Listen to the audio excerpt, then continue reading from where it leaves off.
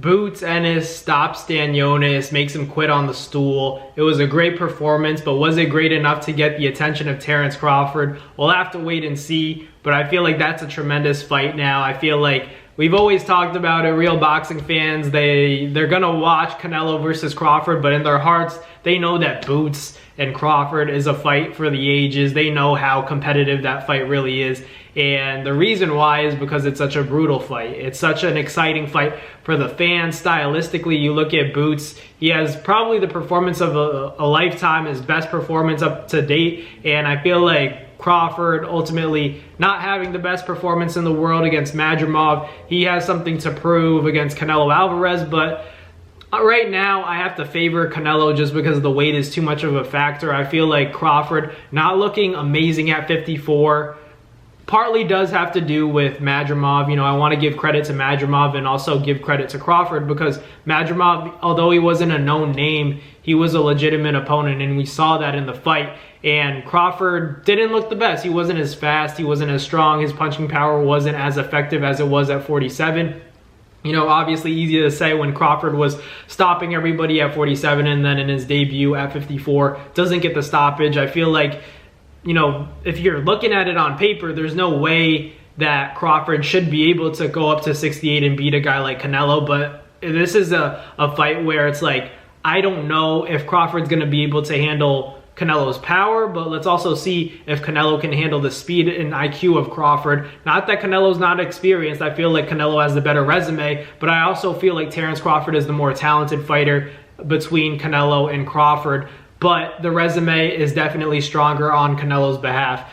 Crawford, you know, that's not his fault. I feel like you can only fight whoever's out there, right? And there just haven't been many legendary fighters. You talk about Manny Pacquiao, you talk about Floyd Mayweather, they fought guys like Oscar De La Hoya, they fought guys like Marquez, they fought guys like Shane Mosley. So it's like different, you know, you can't compare them because unfortunately for Terence Crawford, he's limited in terms of, you know, how great his resume can be. It's like, who else do you want him to fight? In the grand scheme of things, there aren't any more legends out there. That's why he's taking this Canelo fight, because this is the closest thing that he's gonna get to a guy like Manny Pacquiao, to a guy like Floyd Mayweather, because he had that Spence fight, but let's be real, you know, as much anticipation as boxing fans had for it, it wasn't even half of what the anticipation was for a fight like Floyd and Manny. It's just different. You know, it would be silly to say that it was the equivalent of a Pacquiao and Floyd. It wasn't. You know, Terence Crawford had a tremendous and dominant performance. Maybe that performance was more exciting than what Pacquiao and Floyd did, but in terms of an event